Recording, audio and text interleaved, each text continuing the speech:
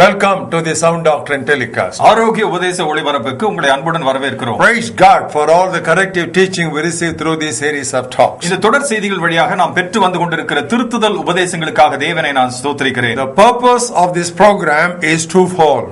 இந்த நிகழ்ச்சிகளுடைய நோக்கம் இரட்டத்தனையானது. First, to help you escape the floods of false doctrine. முதலாவது துருபதேச வெள்ளத்திலிருந்து உங்களை தப்பிக்க செய்வதற்கு. And secondly, to help you embrace the sound doctrine of God's word. இரண்டாவதாக தேவனுடைய வார்த்தையின் ஆரோக்கிய உபதேசத்தை நீங்கள் தழுவிக்கொள்வதற்கு உதவியாகவும். So far we have studied 19 subjects. இதுவரையிலும் 19 பாடங்களை நாம் பார்த்திருக்கிறோம். We began with prayer, meditation and giving.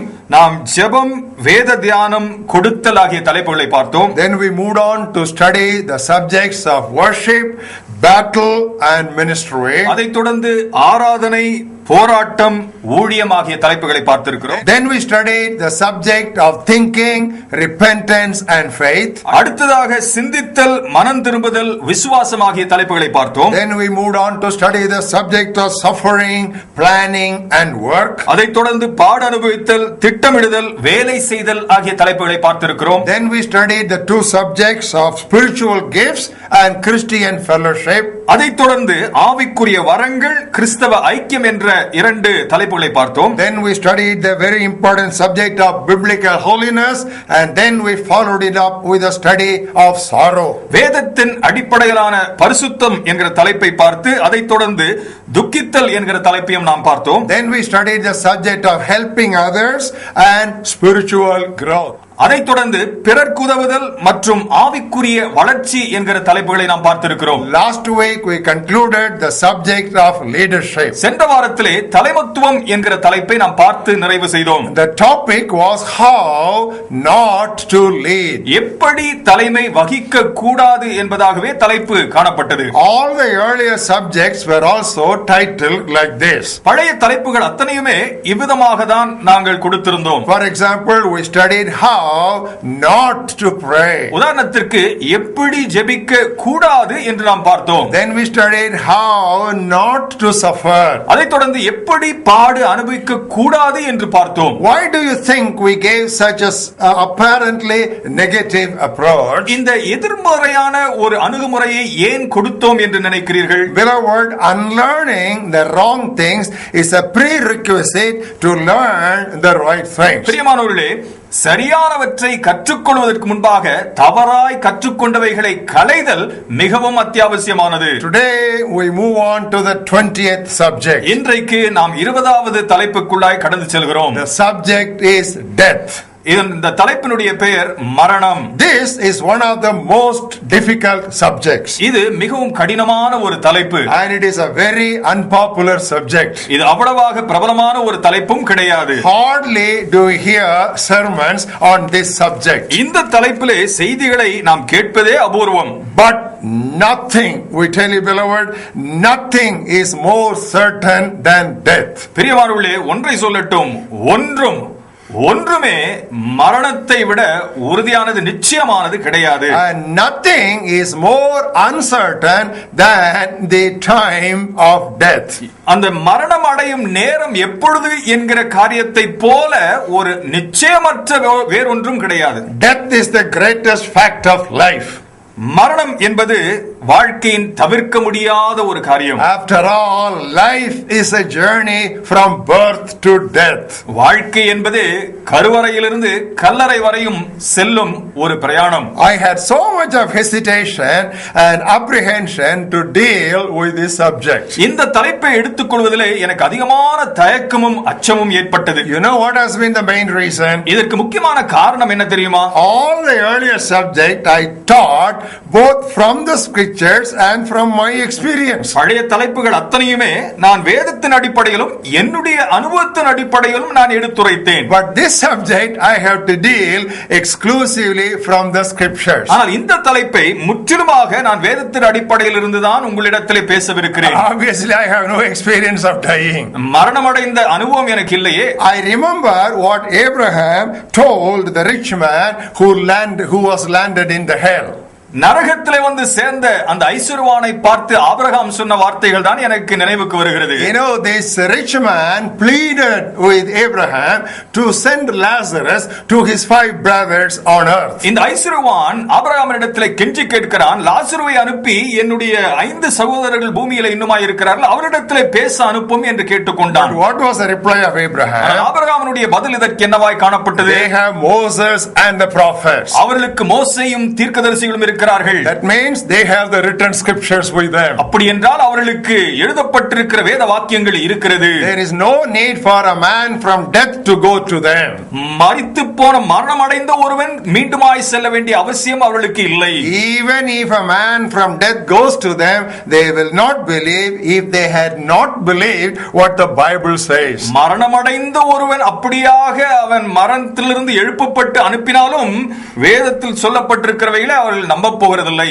And that is why, beloved, the scriptures are sufficient for us. ஆகவேதான் பிரியமானவர்களே, வேத புத்தகம் நமக்கு போதுமானதாய் இருக்கிறது. As usual, our topic is how not to die. வழக்கம் போல நம்முடைய தலைப்பு எப்படி மரணம் அடைய கூடாது என்பது. Here again we will have 10 lessons. இதிலும் நாம் 10 பாடங்களை பார்க்க இருக்கிறோம். Today we will study lesson number 1. இன்றைக்கு நாம் முதல் பாடத்தை பார்க்கவிருக்கிறோம். How not to die. எப்படி மரணம் அடைய கூடாது. Do not postpone repentance. மனம் திரும்புதலை ஒத்தி போட கூடாது. Once again. மீண்டுமாய் சொல்கிறேன். How not to die. எப்படி மரணம் அடைய கூடாது. Do not postpone repentance. மனம் திரும்புதலை ஒத்தி போட கூடாது. We would like to begin with a very interesting quote. ஒரு மிகவும் சுவாரஸ்யமான ஒரு கூற்றை சொல்லி ஆரம்பிக்கவிருக்கிறோம். Do not expect to repent at the 11th hour. 11ஆம் மணி நேரத்திலே மனம் திரும்புவோம் என்று காத்திருக்க வேண்டாம். You may die at 10:30. 10:30 மணிக்கு ஒருவேளை நீ மரணம் அடையலாமே. Some people quote the dying thief and they keep on postponing repentance. சிலுவையில் மரித்த அந்த கள்ளனை ஒரு சிலர் சொல்லி சுட்டி காண்பித்து மேற்கோள் காட்டி அவர்கள் மனம் திரும்புதலை தள்ளி போட்டுக் கொண்டே இருப்பார்கள். But beloved, hardly anyone gets such an opportunity. ஆனால் பிரியமானவர்களே, யாருக்கு தான் அந்த விதமான ஒரு வாய்ப்பு கிடைக்க போகிறது? You know, the biblical teaching is that we have absolutely no control over death. பிரியமானவர்களே, வேதத்தின் போதனை என்னவென்றால் மரணத்தை குறித்த எந்த ஒரு கையாளுகிற தன்மையும் நம்மிடத்திலே கொடுக்கப்படவில்லை. Turn with us to book of Ecclesiastes 8th chapter. பிரசங்கியின் புத்தகம் 8வது அத்தியாயத்துக்கு என்னோடு கூட வாருங்கள். We look at the 8th words and the first portion. 8வது வசனத்துடைய முதல் பகுதியை பாருங்கள். No one has power over the spirit to retain the spirit, and no one has power in the day of death. ஆவியை விடாதிருக்கிறதற்கு ஆவியின் மேல் ஒரு மனுஷனுக்கும் அதிகாரம் இல்லை, மரணத்தின் மேலும் அவனுக்கு அதிகாரம் இல்லை. Beloved, the Bible speaks about 3 kinds of death. பிரியமானவர்களே, வேத புத்தகம் 3 விதமான மரணங்களை குறித்து பேசுகிறது. First, it speaks about spiritual death. முதலாவது ஆவிக்குரிய மரணத்தை குறித்து பேசுகிறது. Now that's what God told Adam. அதைதான் தேவன் ஆதாமினிடத்தில் சொன்னார். If you turn with us to Genesis 2nd chapter, ஆதியாகமம் 2வது அத்தியாயத்துக்கு எங்களோடு கூட வருவீர்களேயானால், if you look at the 16th and the 17th verses, 16வது 17வது வசனங்களை பார்க்கிற பொழுது, what did God tell Adam? தேவன் ஆதாமை பார்த்து சொன்ன வார்த்தை என்ன? Don't eat from the tree of knowledge. நன்மை தீமை அறிகிற அந்த கனியை நீ புசிக்க கூடாது. The day you eat of it, you will surely die. அந்த கனியை புசிக்கிற நாள்ல நீ மெய்யாகவே சாகவே சாவாய். Now that's what happened to Adam on that day. He disobeyed God and he spiritually died. அன்றைக்கு ஆதாமுக்கு சம்பவித்தது அதுதான். அவன் தேவனுக்கு கீழ்ப்படியாமல் போனான், அவன் ஆவிக்குரிய மரணம் அடைந்தான். Now that's what exactly we have in book of Romans 6th chapter. அதான் ரோமர் 6வது அத்தியாயத்திலே நாம் பார்க்கிறோம். A very familiar words to all of us, verse 23. நம்ம எல்லோருக்கும் மிகவும் அறிமுகமான ஒரு வசனம் 23வது வசனம். The wages of sin is death. பாவத்தின் சம்பளம் மரணம். Yes, beloved, when we sin against God, we instantly experience spiritual death. பிரியமானவர்களே, தேவனுக்கு விரோதமாய் நாம் பாவம் செய்கிற பொழுது நாம் உடனடியாக ஆவிக்குரிய மரணத்தை அனுபவிக்கிறோம். What is that spiritual death? அந்த ஆவிக்குரிய மரணம் தான் என்ன? This is disruption in fellowship with God. தேவனோடு இருக்கிற ஐக்கியத்திலே ஒரு தடை. Now this spiritual death has occurred to all mankind. இந்த ஆவிக்குரிய மரணம் மனுக்குலம் அனைத்திற்குமே ஏற்பட்டிருக்கிறது. That's why the Bible says all have sinned. ஆகவேதான் வேதம் சொல்கிறது எல்லோரும் பாவம் செய்திருக்கிறார்கள். And the second death the Bible speaks about is physical death. வேதம் குறிப்பிடுகிற இரண்டாவது மரணமானது அது சரீர பிரகாரமான மரணம். On the day when Adam sinned, he experienced spiritual death. ஆதாம் பாவம் செய்த நாளிலே அவன் ஆவிக்குரிய மரணத்தை அனுபவித்தான். His physical death subsequently followed. அவனுடைய சரீர பிரகாரமான மரணமானது அதை தொடர்ந்து தான் சம்பவித்தது. Now that's what we have in Genesis 3rd chapter. அதுதான் ஆதியாகமம் 3வது அத்தியாயத்திலே பார்க்கிறோம். Look at the 19th verse. 19வது வசனத்தை பாருங்கள். The latter portion of that verse. அந்த வசனத்தினுடைய பிற்பகுதி, out of it you were taken, for dust you are, and to dust you shall return. நீ மண்ணாய் இருக்கிறாய், மண்ணுக்கு திரும்புவாய். Now this is a separation of spirit and soul from the body. ஆவியும் ஆத்மாவும் சரீரத்திலிருந்து பிரிக்கப்படுகிற ஒரு அனுபவம் இது. In other words, we can call this the termination of our physical life. நம்முடைய சரீர பிரகாரமான வாழ்க்கையினுடைய முடிவு, நிறைவு என்று இதை சொல்லலாம். Now the third kind of death the Bible speaks about is eternal death. மூன்றாவது விதமான ஒரு மரணத்தை குறித்து வேதம் குறிப்பிடுகிறது, அதுதான் நித்திய மரணம். This is also called in the Bible as second death. இது இரண்டாவது மரணம் என்றும் வேத புத்தகம் அழைக்கிறது. Turn with us to book of Revelations 20th chapter. வெளிப்படுத்தின விசேஷம் 20வது அத்தியாயத்துக்கு என்னோடு கூட வாருங்கள். If you read from verses 13 to 15, 13லிருந்து 15வது வசனம் வரையிலும் நீங்கள் வாசித்து பார்ப்பீர்களேயானால், the sea gave up the dead who were in it, and death and hate delivered up the dead who were in them. சமுத்திரம் தன்னில் உள்ள மரித்தோரை ஒப்புவித்தது, மரணமும் பாதாளமும் தங்களில் உள்ள மரித்தோரை ஒப்புவித்தன. They were judged each one according to his works. யாவரும் தங்கள் தங்கள் கிரியைகளின்படியே நியாயம் தீர்க்கப்பட்டார்கள். And death and hates were cast into the lake of fire. அப்பொழுது மரணமும் பாதாளமும் அக்கினி கடலிலே தள்ளப்பட்டன. This is second death. இது இரண்டாம் மரணம். Anyone not found written in the book of life was cast into the lake of fire. ஜீவ புஸ்தகத்திலே எழுதப்பட்டவனாக காணப்படாதவன் எவனோ அவன் அக்கினி கடலிலே தள்ளப்பட்டான். What are those people? அந்த ஜனங்கள் யார்? Look at Revelation 21st chapter and the 8th verse.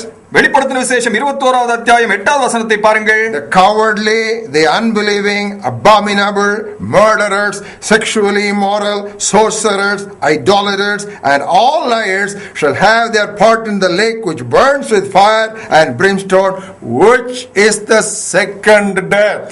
பயப்படுகிறவர்களும் அவிசுவாசிகளும் அருவருப்பானவர்களும் கொலைபாதகரும் விபச்சாரக்காரரும் சூனியக்காரரும் விக்கிரக ஆராதனைக்காரரும் பொய்யர் அனைவரும் இரண்டாம் மரணமாகிய அக்கினியும் கந்தகமும் எரிகிற கடலிலே பங்கடைவார்கள் என்றார். What is this? இது என்ன?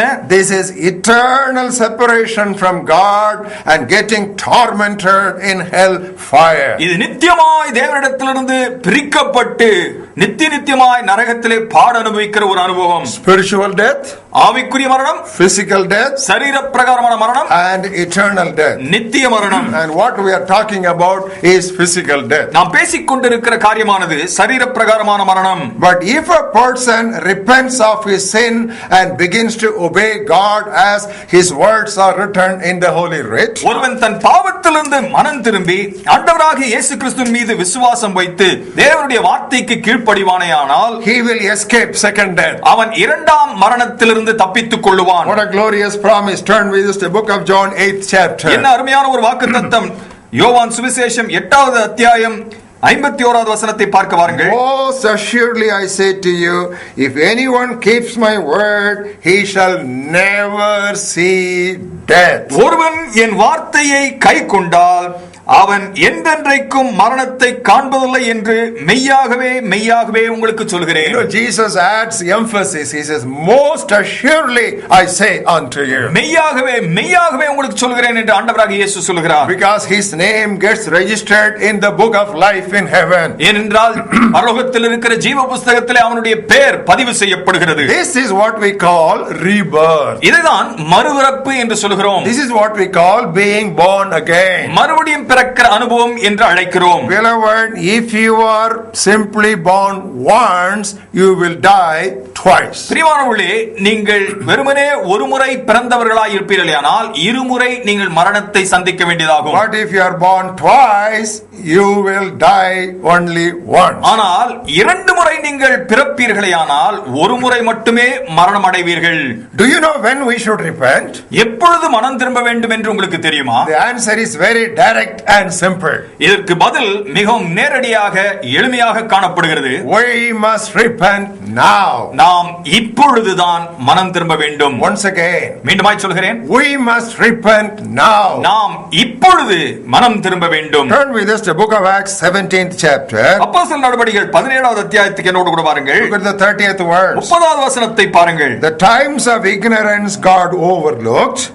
அறியாமையுள்ள காலங்களை தேவன் காணாதவர் போல் இருந்தார். But now commands all men everywhere to repent. இப்பொழுதோ மனம் திரும்ப வேண்டும் என்று எங்குமுள்ள மனுஷர் எல்லாருக்கும் கட்டளையிடுகிறார். What is the reason the apostle gives in the 31st verse? இதற்கு காரணத்தை 31வது வசனத்திலே அப்போஸ்தலன் சொல்கிறார். He has appointed a day on which he will judge the world in righteousness by the man whom he has ordained. மேலும் ஒரு நாளை குறித்திருக்கிறார், அதிலே அவர் தாம் நியமித்த மனுஷனை கொண்டு பூலோகத்தை நீதியாய் நியாயம் தீர்ப்பார். Beloved, now is the time. The past times God overlooked, but now is the time for us to repent. பிரியமானவர்களே, இதுதான் காலம். முன்பிருந்த காலங்களை தேவன் காணாதவர் போல் இருந்தார், ஆனால் இப்பொழுதுதான் அந்த காலமாய் இருக்கிறது. Solomon has applied his practical wisdom and given us a beautiful picture to tell us when we should repent. தன்னுடைய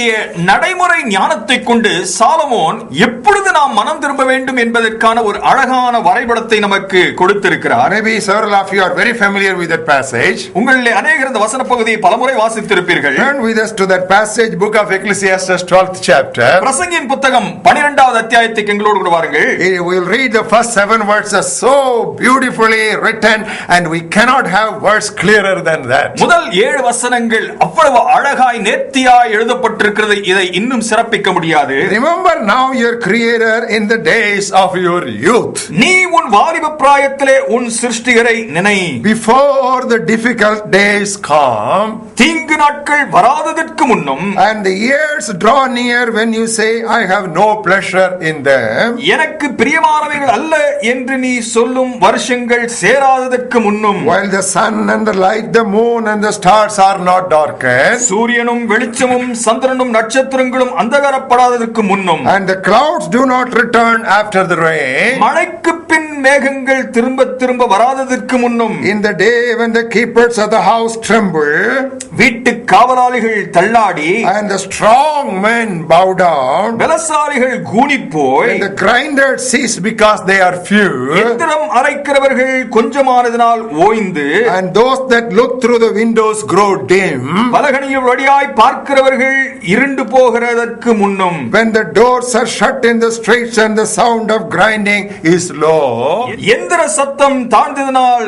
தெருவாசலின் கதவுகள் அடைபட்டு, when one rises up at the sound of a bird, குருவியின் சத்தத்துக்கும் எழுந்திருக்க வேண்டியதாகி, and all the daughters of music are brought low, கீதவாத்திய கன்னிகள் எல்லாம் அடங்கி போகிறதற்கு முன்னும், when they are afraid of height, மேட்டுக்காக அச்சம் உண்டாகி, and of terrors in the way, வழியிலே பயங்கள் தோன்றி, when the almond tree blossoms, வாதுமை மரம் பூ பூத்து, the grasshopper is a burden, வெட்டுக்கிளியும் பாரமாகி, and the desire fails, வசித்தீவனமும் அற்று போகிறதற்கு முன்னும், and man goes to his eternal home and the mourners go about the streets, மனுஷன் தன் நித்திய வீட்டுக்கு போகிறதுனாலே துக்கம் கொண்டாடுகிறவர்கள் வீதியிலே திரிகிறதற்கு முன்னும், remember your creator before the silver cord is loosed, வெள்ளிக்கயிற்று கட்டுவிட்டு, or the golden bowl is broken, பொற்கண்ணி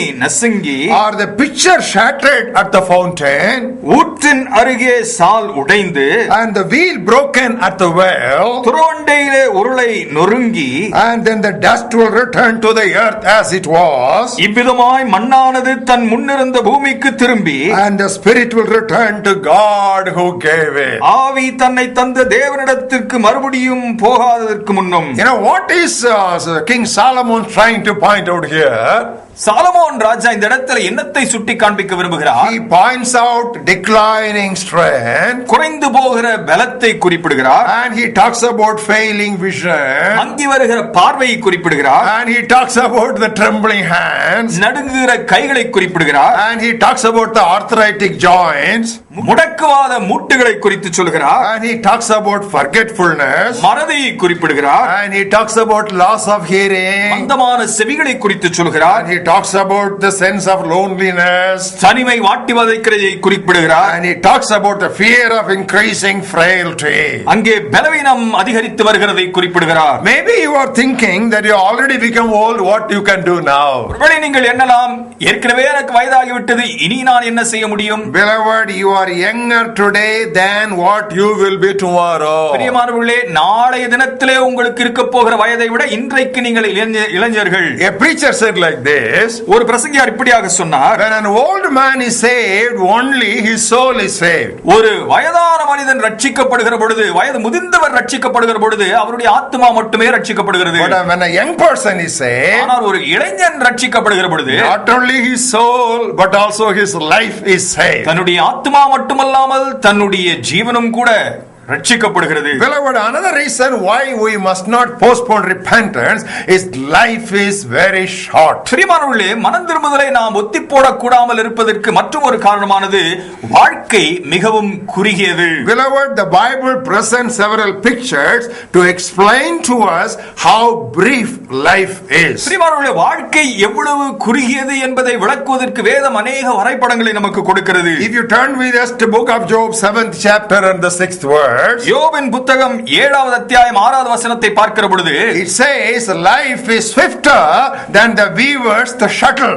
அந்த நூற்கிறதற்கு பயன்படுத்துகிற கருவி செல்லக்கூடிய வேகத்தை விட அவ்வளவு குறுகியதாய் வாழ்க்கை இருக்கிறது. And when you come to book of Psalms 90th chapter, 90வது சங்கீதத்தை பார்க்கிற பொழுது when you look at verses 5 and 6, 5-6 வசனங்களை பார்க்கிற பொழுது it says life is like a grass that appears in the morning, காலையிலே தோன்றுகிற புல்லை போல வாழ்க்கை காணப்படுகிறது, and the grass that withers away in the evening. மாலையிலே பட்டு போகிற அந்த புல்லுக்கோப்பாய் இருக்கிறது. And when you come to book of James 4th chapter, யாக்கோபு 4வது அத்தியாயத்தை பார்க்கிற பொழுது look at the 14th verse, 14வது வசனத்தை பார்க்கிற பொழுது life is like a vapor that quickly vanishes away. சீக்கிரத்திலே மறைந்து போகக்கூடிய புகை போல இருக்கிறது என்று சொல்கிறார். Beloved, we normally think that we will die only when we become pretty old. சாதாரணமாக பிரியமானவர்களே, வயதான பிறகுதான் நான் மரணம் அடைவேன் என்று அநேகர் நம்மிலே எண்ணுகிறோம். But sudden death is simply too common. ஆனால் அகால மரணம் என்பது சாதாரணமாக காணப்படுகிறது. It can be due to accidents. விபத்துகளினாலே சம்பவிக்கலாம். Jesus himself mentioned that. இயேசுவே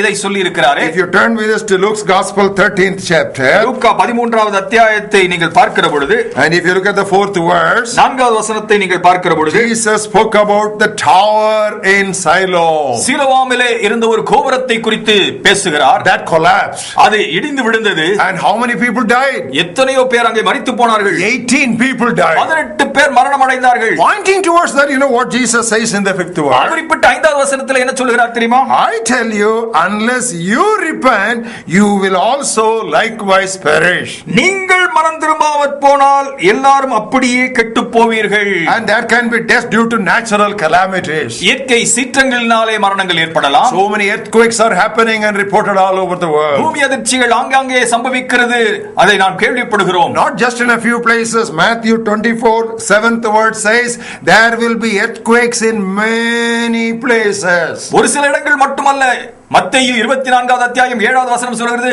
பல இடங்களிலே பூமி அதிர்ச்சிகள் ஏற்படும். We are all very aware of tsunami that wash away millions of people. கோடிக்கணக்கான மக்களை அடித்து சென்ற சுனாமியை பற்றி யாருக்கு தெரியாது? Beloved, sudden diagnosis of a terminal illness, உயிர்கொல்லி நோய் இருக்கிறதாக திடீரென்று கண்டுபிடிக்கப்படுகிற ஒரு சூழ்நிலை, heart attack, மாரடைப்பு, cancer, புற்றுநோய். Beloved, here is a warning that comes against the postponement of repentance. பிரியமானவர்களே, மனம் திரும்புதலை ஒத்திப்போடுவதற்கு விரோதமாய் வருகிற ஒரு எச்சரிப்பை பாருங்கள். We want to read that verse to you. Maybe you have read it earlier, but look at that verse again. ஒருவேளை இந்த வசனத்தை நீங்கள் முன்பு வாசித்திருப்பீர்கள். மீண்டுமாய் அதை பாருங்கள். 29th chapter of book of Proverbs. நீதிமொழிகள் புத்தகம் 29வது அத்தியாயம். Look at the first verse. முதல் வசனத்தை பாருங்கள். He who is often reproved and hardens his neck will suddenly be destroyed, and that without remedy. அடிக்கடி கடிந்து கொள்ளப்பட்டும் தன் பிடரியை கடினப்படுத்துகிறவன் சகாயமின்றி சடுதியிலே நாசமடைவான். You know why? ஏன் தெரியுமா? We read in book of Psalm 7th chapter something which is really terrifying. சங்கீதம் 7 நாம் அச்சுறுத்தக்கூடிய ஒரு காரியத்தை அங்கே பார்க்கிறோம். Look at the 11th and the 12th verses. 11வது 12வது வசனங்களை பாருங்கள். God is a just judge. தேவன் நீதியுள்ள நியாயாதிபதி. He is angry with the wicked every day. அவர் நாள்தோறும் பாவியின் மேல் சினம் கொள்ளுகிற தேவன். If he does not turn back, அவர் மனம் திரும்பாவிட்டால் he will sharpen his sword. அவர் தம்முடைய பட்டயத்தை கருக்காக்குவார். And he bends his bow and makes it ready. அவர் தம்முடைய வில்லை நாணேற்றி அதை ஆயத்தப்படுத்துகிறார். These are not simply to terrorize us, but these are meant to warn us so that we repent. இது ஏதோ நம்மை அச்சுறுத்தும்படியாக பயப்படுத்தும்படியாக அல்ல, நம்மை எச்சரிக்கும்படியாக கொடுக்கப்பட்டிருக்கின்றன. And some people postpone repentance because they think after death they will have another chance. ஒரு சிலருக்கு மரணம் அடைந்த பிறகு தங்களுக்கு ஒரு வாய்ப்பு ஏற்படும் என்று எண்ணி அவர்கள் தங்களுடைய வாழ்க்கை மனம் திரும்புதலை ஒத்தி போடுகிறார்கள். And they very conveniently quote passages like 1 Peter 3rd chapter 19th and 20th verses. 1 பேதுரு 3வது அத்தியாயம் 19 20 வசனங்களை இவர்களுக்கு வசப்படுத்திக் கொண்டு அதை மேற்கோள் காட்டுவார்கள். Here we read about how Jesus, he went and preached to the spirits in prison. இங்கே எப்படியாக காவலில் இருந்த ஆவிகளுக்கு ஆண்டவர் சென்று பிரசங்கித்தார் என்று நாம் பார்க்கிறோம். And which were the spirits? இந்த ஆவிகள் என்ன? They were disobedient spirits of the times of Noah. நோவாவின் காலத்திலே கீழ்ப்படியாமலே காணப்பட்ட ஆவிகள். Now what did Jesus preach? இயேசு இங்கே என்னத்தை பிரசங்கித்தார்? That is not mentioned here. அது அங்கே சொல்லப்படவில்லையே. Preaching can be either the promises of God. பிரசங்கம் என்பது ஒருவேளை தேவனுடைய வாக்குத்தத்தங்களாகவும் இருக்கலாம். And preaching can be proclamation of the punishment of God also. தேவனுடைய கடிந்து கொள்வதும் தண்டனை குறித்து சொல்லப்படுகிறதும் பிரசங்கம் என்று சொல்லப்படலாம். And it is very likely in this place Jesus justified to those people why their destruction was right in the sight of God. இவர்களுடைய அழிவு தேவனுடைய பார்வையிலே நியாயமானது என்பதை அவர்களுக்கு சுட்டி காண்பித்ததாக தான் நாம் எடுத்துக்கொள்ள வேண்டும். That is how we can interpret this passage. இந்த வசன பகுதி அப்படியாக தான் நாம் வியாக்கியானிக்க முடியும். Otherwise what is the clear teaching of the Bible? அப்படி அல்லாமல் தேவனுடைய வார்த்தை எப்படியாக நமக்கு போதிக்கிறது? Turn with us to book of Hebrews 9th chapter. எபிரேயர் 9வது அத்தியாயத்துக்கு என்னோடு கூட வாருங்கள். Look at verse 27. 27வது வசனத்தை பாருங்கள். It is appointed for men to die once, but after this the judgment. அன்றியும் ஒரே தரம் மரிப்பதும் பின்பு நியாய தீர்ப்பு அடைவதும் மனுஷனுக்கு நியமிக்கப்பட்டிருக்கிறது. You can't go from hell to heaven or heaven to hell. பரலோகத்திலிருந்து நரகத்துக்கோ நரகத்திலிருந்து பரலோகத்துக்கோ போக முடியாது. That's what Father Abraham said. அதுதான் பிதாவாகிய ஆபிரகாம் சொன்னானே. There is a great gulf that is fixed between you and between us. உங்களுக்கும் எனக்கும் இடையே காணப்படுகிற ஒரு பெரும் பிளவு என்று சொல்கிறார். Yes, beloved, we must repent now. ஆம் பிரியமானவர்களே, இப்பொழுது நாம் மனம் திரும்ப வேண்டும். We have a heaven to gain and a hell to shun. நாம் பெற்றுக்கொள்ளும்படியாக அடையும்படியாக ஒரு பரலோகம் இருக்கிறது, உதறி போட வேண்டிய ஒரு நரகம் இருக்கிறது. Tomorrow may be too late. நாளைய தினம் ஒருவேளை மிக தாமதமாகிவிடும். Today say no to the devil and yes to God. இன்றைக்கு சாத்தானுக்கு மாட்டேன் என்றும் தேவனுக்கு வேண்டும் என்றும் சொல்லுங்கள். This is what the Bible says. வேதம் இதை தான் சொல்கிறது. Beloved, because our death can be any time and our life is so short, common sense based on what the Bible says will tell us that we must repent now. வாழ்க்கை அவ்வளவு குறுகியதாகவும் மரணம் எந்த நேரத்திலும் சம்பவிக்கலாம் என்கிறதுனாலும் நம்முடைய சாதாரண அறிவே நமக்கு சொல்கிறது மனம் திரும்புதல் இப்பொழுதே இருக்க வேண்டும். How not to die? எப்படி மரணம் அடையக்கூடாது? Do not postpone repentance. மனம் திரும்புதலை ஒத்தி போடக்கூடாது.